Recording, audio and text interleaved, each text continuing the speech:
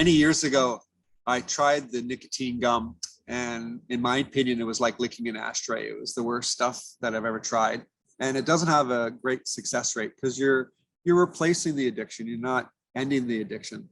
With our program, we get you off the nicotine addiction, where with the gum and the lozenges, you're just transferring the addiction plus the product. I mean, maybe they've improved the flavor, but back then it was literally like licking an ashtray. So that's the difference with the Omega Laser smoking cessation program. It's extremely effective, and there's no bad taste and there's no negative side effects, and it's extremely effective.